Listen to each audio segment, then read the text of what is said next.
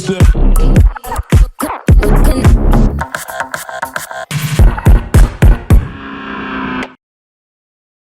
¿Qué tal? ¿Cómo le va? Yo soy Lucio Vera Mi nombre es Juana Burgos. y esto es Tirando Data. Nos encontramos en el primer episodio para hablar un poco de la ley de alquileres y lo que está pasando en el mercado de la vivienda. Vamos a estar entrevistando a Fabio Ketlas, diputado nacional, quien nos va a comentar un poco lo que está sucediendo hoy en día. Es una problemática que a nosotros los jóvenes nos atraviesa directamente y nada, queremos empezar a cranear soluciones o cómo se puede innovar en el mercado de la vivienda. Fabio, ¿qué tal? ¿Cómo andas? Muchísimas gracias por haber venido. Para mí es un gusto muy grande poder compartir este momento de diálogo con ustedes. Nuevamente, muchas gracias. Y bueno, para comenzar, yo te quiero preguntar, ¿qué ves, qué está pasando, cómo analizás lo que está aconteciendo hoy en día en el mercado de la vivienda con el agregado de esta nueva ley de alquileres? Bueno, primero hay que entender algunas cosas conceptuales para entender específicamente lo que está pasando en este momento, ¿no? Para el 90% de las personas, la compra de un inmueble va a ser el hecho financiero más importante de su vida. O sea, es muy difícil que para una persona haya un hecho financiero más importante en términos de volumen de recursos afectados, e inclusive en la importancia en la decisión, porque va a asignar dónde vive, su marco de relaciones, el acceso a los servicios públicos, etc. En ese sentido, y dado el peso económico que tiene una vivienda, los mercados de vivienda que funcionan fluidamente son aquellos donde funciona el crédito fluidamente. Es muy difícil que una persona pueda, con sus ahorros, comprar una vivienda directamente. Hay que entender esto porque en la Argentina el mercado de la vivienda funciona mal porque la tasa de crédito en la Argentina es baja. Y la tasa de crédito en la Argentina es baja porque la tasa de ahorro en nuestra moneda es baja. Y la tasa de ahorro en nuestra moneda es baja es por la alta inflación. Entonces, al los argentinos no ahorrar, vamos a ponerle números para que los jóvenes lo entiendan, todo el mercado financiero de la Argentina es más o menos 10 puntos del PBI. Esa misma unidad de medida, ¿cuánto es el mercado financiero en Brasil? Es 50 puntos del PBI, o sea, 5 veces más. En Chile es 80 puntos del PBI, ¿no? 8 veces más que Argentina.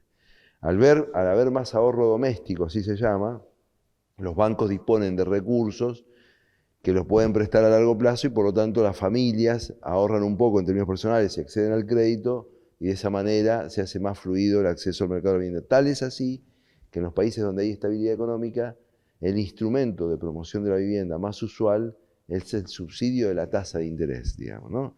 O sea, el mercado de crédito hipotecario funciona, los desarrolladores inmobiliarios producen vivienda y los estados, para facilitar el acceso, no interfieren en eso y subsidian la tasa de interés.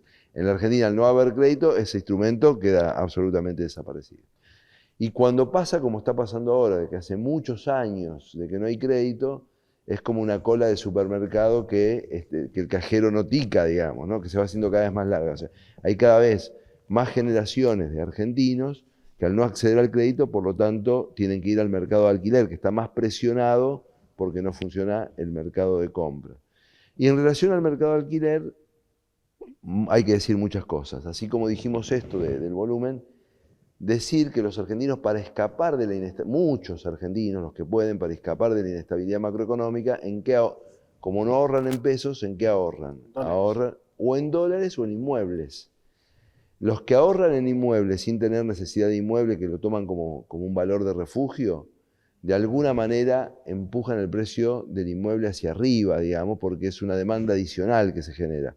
O sea, le sacan los recursos al sistema financiero que podría prestarse al que necesita comprar y a su vez aumenta el precio de la vivienda al comprar viviendas, muchas de las cuales están vacías porque se han comprado desde el pozo con la única finalidad de escapar de la devaluación, digamos, ¿no? En el mercado del alquiler de Argentina no era un paraíso, pero hasta antes de la ley funcionaba con una relativa fluidez, porque entre otras cosas habíamos tenido algo que es importante en este tipo de mercados, que es estabilidad normativa. O sea, la ley que estaba vigente, que en ese momento se la criticaba mucho, era una ley que tenía en el tiempo, estaba muy dilatada y tanto la parte compradora como los inquilinos estaban acostumbrados a funcionar con esa ley, ¿no? Una ley de un contrato relativamente corto, en términos comparativos, 2 años, pero en general los propietarios, cuando tienen un buen inquilino, tratan de retenerlo, eso es así, y con un ajuste semestral que que, claro, en clave primermundista parece muy acelerado, pero con la inflación que hay en la Argentina, el ajuste semestral estaba como aceptado en términos culturales por nuestros propietarios y nuestros inquilinos.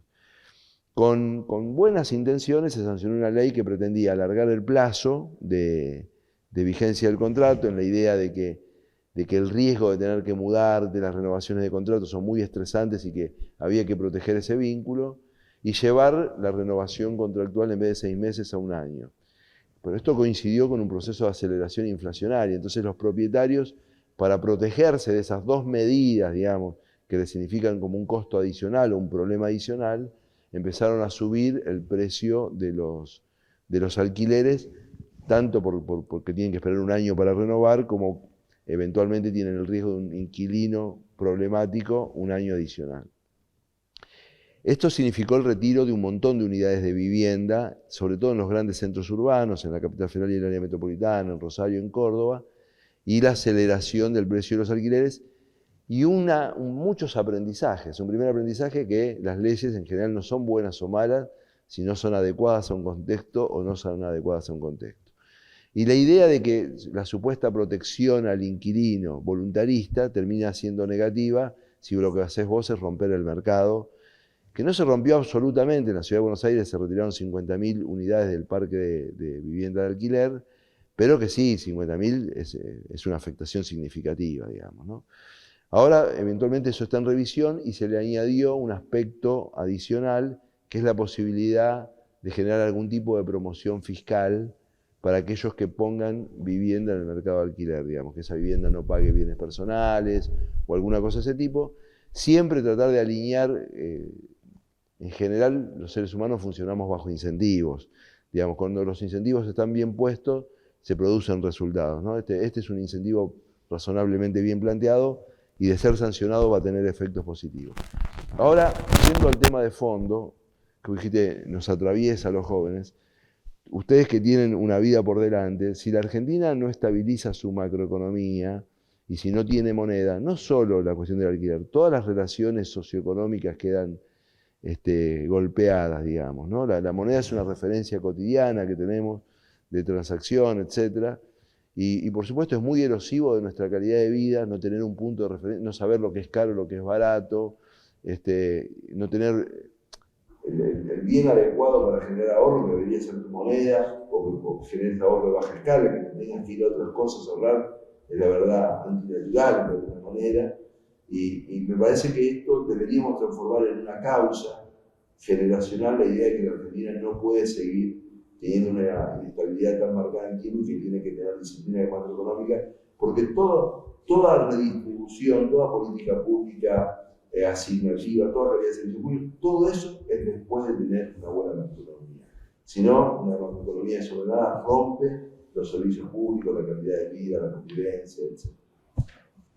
Fabio, un poco con la vuelta de la presencialidad en las universidades y demás, después de la pandemia del coronavirus, los jóvenes, que somos quienes estamos muy atravesados por esta problemática, vemos la necesidad que hay de alquilar, que hay, o asimismo la dificultad que hay para conseguir un alquiler, todos los requisitos que ahora te piden y demás. Vos que sos urbanista, ¿cómo ves y cómo crees que esto se puede promover para que los jóvenes puedan alquilar mejor? Bueno, en el caso de los jóvenes universitarios hay dificultades específicas y ahí sí hay un aspecto, o hay varios aspectos legales para tratar. Por ejemplo, la Argentina no tiene una modalidad contractual. Hay algunos países del mundo que tienen modalidades contractuales específicas para estudiantes, acreditando esa condición, etcétera, de contratos de más corto plazo, o la cuestión de las garantías, que se ha constituido siempre en un problema. Hay otros países que tienen resuelto el tema de las garantías, que es verdaderamente problemático. Digamos, dentro del marco general, el marco de los estudiantes es particularmente dificultoso, ¿no? Pero la dificultad es más o menos la misma, salvo estos dos aspectos que habría que pensar. Y un gran tema para los jóvenes que tienen una ventaja respecto a las personas de edad, que es la perspectiva biológica, digamos, es cómo logramos, ya avanzando la carrera o cuando empezamos a colaborar, cómo logramos que mayoritariamente los jóvenes puedan tener mecanismos de ahorro relativamente seguros, que son los mecanismos de ahorro que les van a, van a constituir un puente al mercado de la vivienda. Muchos países con el 5 o el 10% del ahorro sobre la vivienda, cuando vos sos menor de 30 años, etc., tienen crédito ultra prolongado, tienen crédito a 40 años, y bueno, y eso compite con, sale más o menos lo mismo que un alquiler, pero lo que logra es que masivamente los jóvenes ahorren, ¿no? Y ese es un tema que es interesante para pensar en Argentina, combinando desarrollo inmobiliario, reconfiguración urbana, derechos y mercado de capitales. Porque hay que pensar, corriéndonos un poquito de la situación en particular de los jóvenes, que la vivienda es un paquete de derechos, o sea, no es solamente el lugar donde uno vive, ¿no? O sea, no hay forma de garantizar el derecho de reunión adecuadamente si uno no tiene dónde reunirse en su casa. No hay forma del derecho a la intimidad, el derecho a la salud. O sea, por detrás de la vivienda hay un montón de consideraciones. La Argentina tiene un montón de problemas de vivienda por sobre los regulatorios. Construimos con mecanismos muy tradicionales y por lo tanto caros. Nuestras ciudades están desintegradas y esta desintegración urbana hace que los precios estén demasiado segmentados. Hay un montón de problemas vinculados al mercado de la vivienda. Muchos técnicos dicen que esta ley destruyó el mercado, justificando y haciendo hincapié en la baja de la oferta de inmuebles y en el comportamiento de los propietarios que buscan anticipar mayores costos por el aumento de los precios. ¿Vos qué pensás al respecto? Sí, yo creo que la ley afectó negativamente, porque además de la ley en sí, yo creo que se combinó con dos elementos, ¿no? El gobierno federal en los últimos años mostró, bueno, sobre todo el gobierno de Alberto Fernández, una vocación antipropietaria muy fuerte, digamos, ¿no? No solo con el instrumento de la ley, fiscalmente, una presión fiscal excesiva sobre la condición propietaria, etc. Y la aceleración inflacionaria. Entonces la combinación de los tres factores produjeron esta ruptura del mercado. ¿Qué propuestas crees vos que se pueden pensar para innovar el sistema inmobiliario y el régimen de alquileres para facilitar la accesibilidad?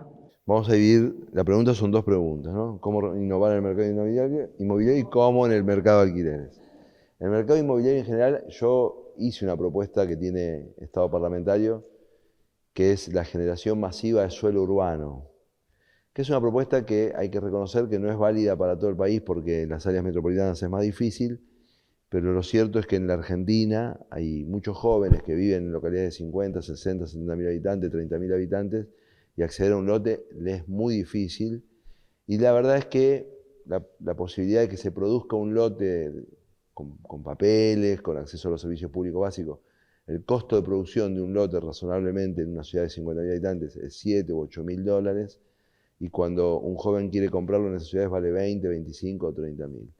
El gobierno federal debería ayudar a los municipios que tienen planes para generar este tipo de oferta, y esto aliviaría mucho, es una innovación, digamos. Hay muchas otras innovaciones que se pueden hacer, pero esta es una innovación que la tenemos a mano. Y respecto al mercado de alquileres, una cosa que no es la varita mágica, porque nada en esto es la varita mágica, pero Argentina podría pensar 2 o 3 modelos contractuales, no estar jugados a un solo modelo contractual. En la Argentina, con la ley de alquileres que tenemos, si una persona viene a hacer un trabajo por 5 meses, tiene que ir a un apart-hotel. O sea, no consigue que alguien le alquile por 5 meses. Y esto tienen, ustedes que son jóvenes, y este programa va dirigido sobre todo a jóvenes, hay un concepto que yo estoy tratando de impulsar, que es el concepto de hábitat fluido, ¿no? Así como no tenemos un trabajo para toda la vida, como teníamos hasta los años 80, ni tenemos una pareja para toda la vida, como era un mandato hasta hace poco tiempo, la verdad es que el paradigma de movilidad de las personas en el territorio también ha cambiado, ¿no? Entonces la gente elige vivir en un lugar mientras estudia, vivir en otro lugar mientras hace una experiencia profesional, vivir en un tercer lugar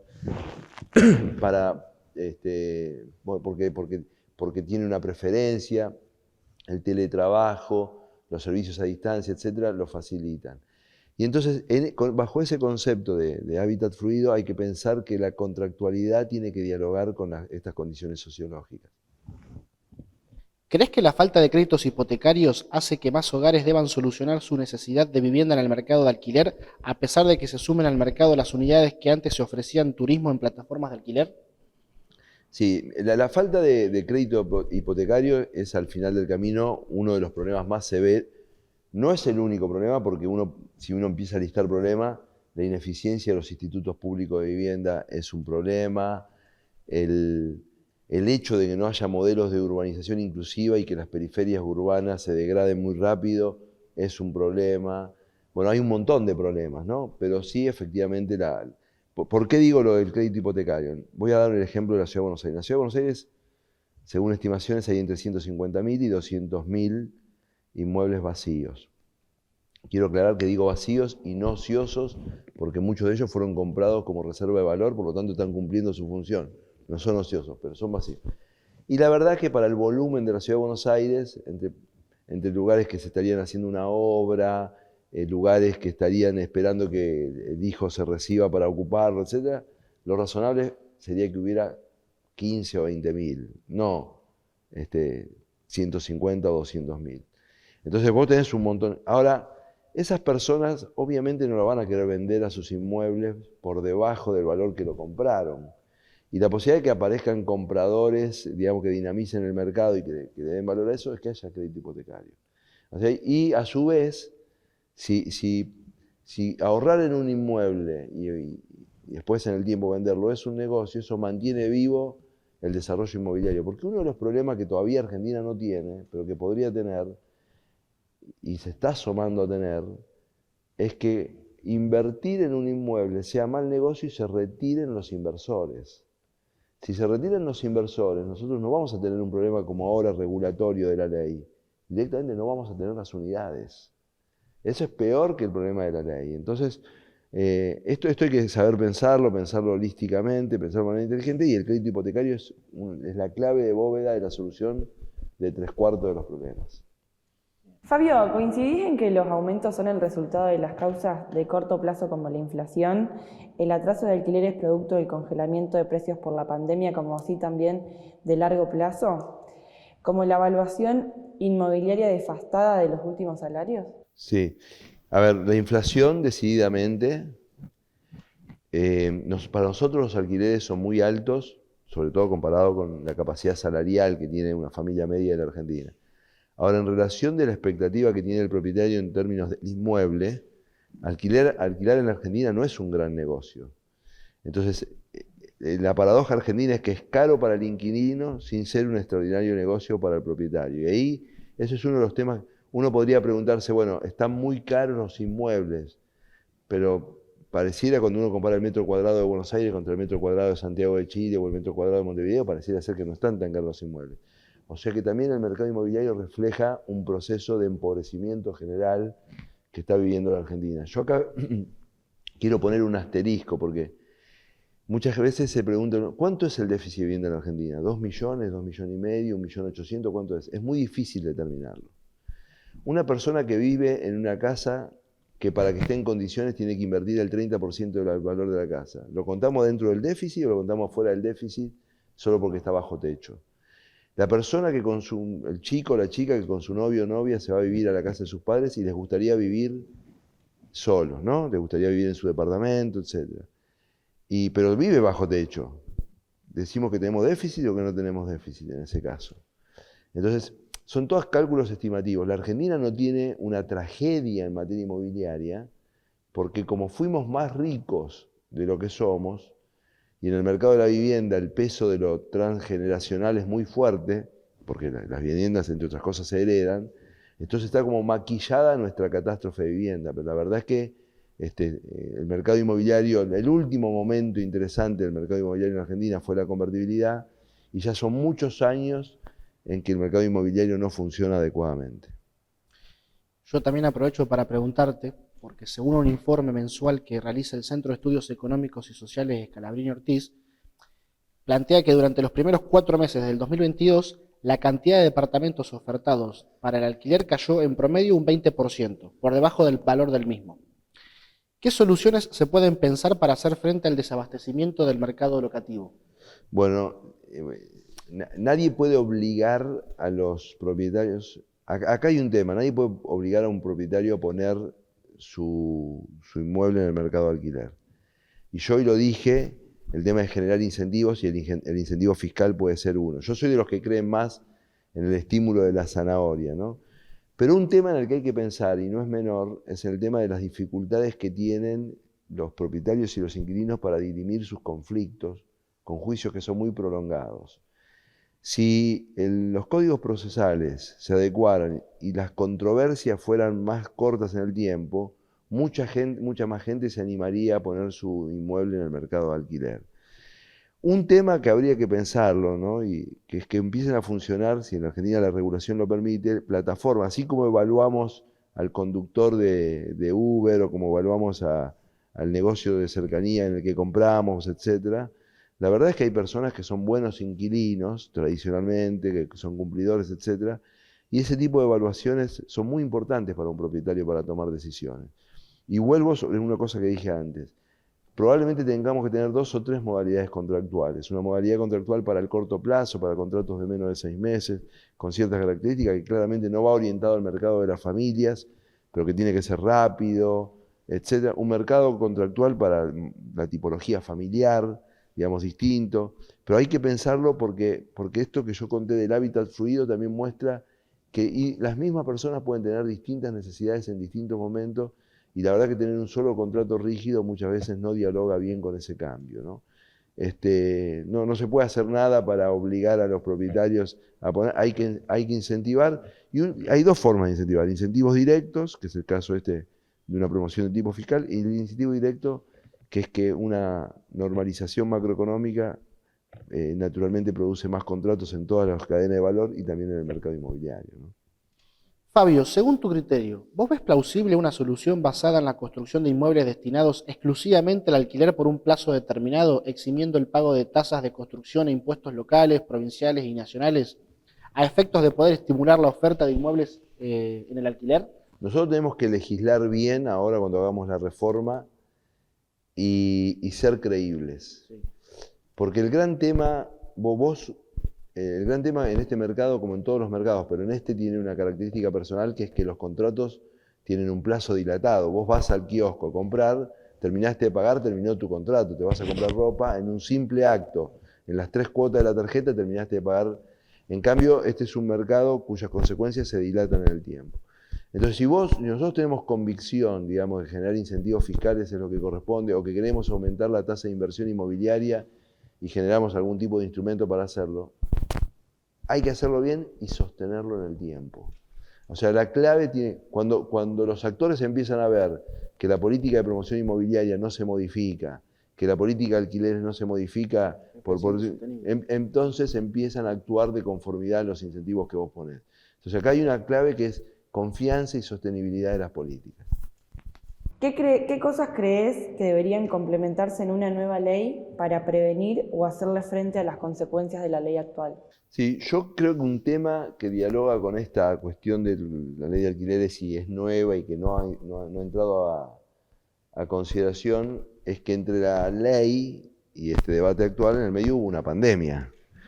Una pandemia que evidenció un montón de cosas. Por ejemplo, evidenció, y las proyecciones menos favorables indican que para el año 2030 más o menos entre un 15 y un 20% de nuestra fuerza laboral va a poder teletrabajar. Y eso impacta decididamente en el mercado de la vivienda, porque imagínate que el teletrabajador puede elegir vivir en San Pedro, en Puan, en Ameguino, en el área... si vos tenés que ir todos los días y venir del trabajo una distancia de 150 kilómetros, es tortuosa, pero si tenés que ir una vez por semana, capaz que podés ir a vivir a San Antonio de Areco. Entonces, el teletrabajo y la bioeconomía son 2 aspectos de la agenda pública que van a impactar en la organización del territorio argentino. Y entonces la discusión en ese sentido de la cuestión de alquiler con un contrato de 2, 3 años es una discusión de mediano o corto plazo en términos de políticas públicas, aunque en términos personales es mucho tiempo, y la Argentina debería poder pensar cómo le da dinamismo a ciudades intermedias, ciudades intermedias me refiero a ciudades que ya tienen servicios de complejidad sanitaria o educativos, donde acceder a un lote urbano es más, o podría ser relativamente más fácil que en las áreas metropolitanas, y donde la inversión inmobiliaria podría ser más estable, más rentable, y quizás podríamos pensar regímenes en que la ley federal dialogue con leyes provinciales al respecto. Si bien esta es una facultad federal, hay que empezar a pensar fuera de la caja, porque las circunstancias sí lo ameritan, digamos, ¿no? Fabio, antes de terminar, ¿algo que nos quieras decir?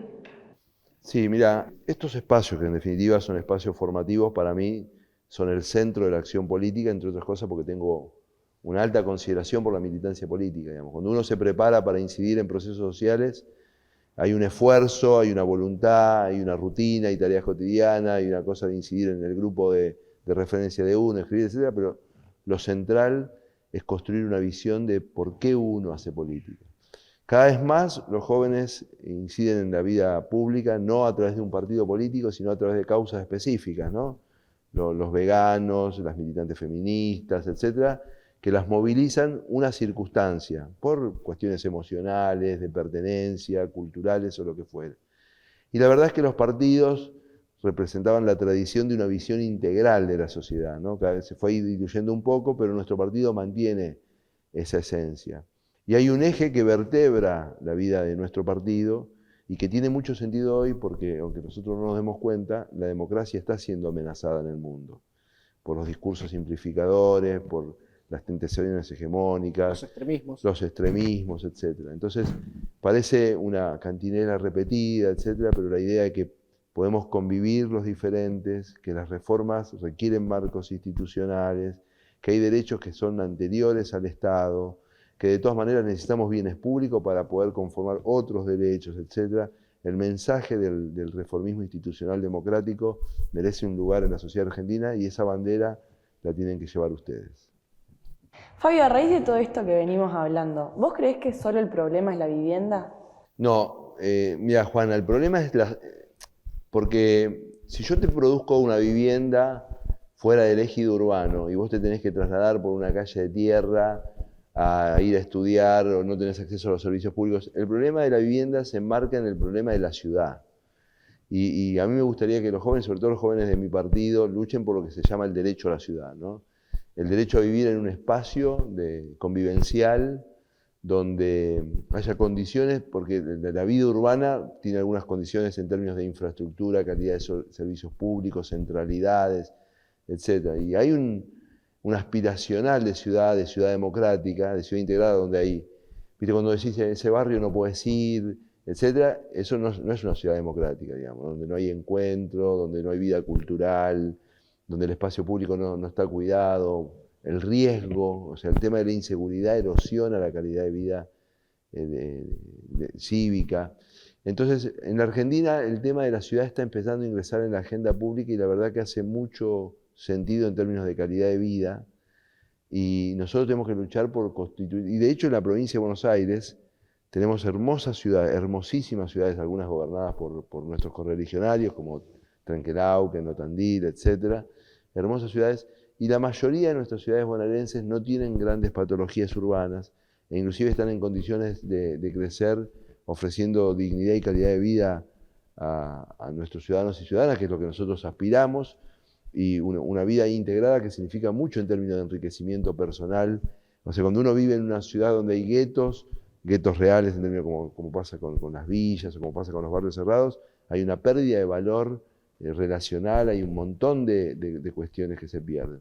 La lucha por la ciudad es la lucha por un modelo de sociedad integrada, es por la libertad también, digamos, ¿no? O sea, el tema que si yo para desplazarme no tengo restricciones por encima, digamos, de las dificultades que naturalmente puede tener alguien. Y pensar la ciudad para todos es pensar la accesibilidad, el ambiente, los costos de mantener una infraestructura, a dónde empieza la responsabilidad pública y dónde la privada, cómo establecer mecanismos de integración, etc. La verdad que pensar la ciudad es un desafío muy movilizador y en la Argentina viene un poco atrasada en materia de que la agenda urbana no termina de ingresar a la agenda política, ¿no? Fabio, esto salió re piola, muchísimas gracias. Gracias, Fabio. Y muchas gracias a ustedes por sintonizarnos. Nos vemos en el próximo capítulo de Tirando Data.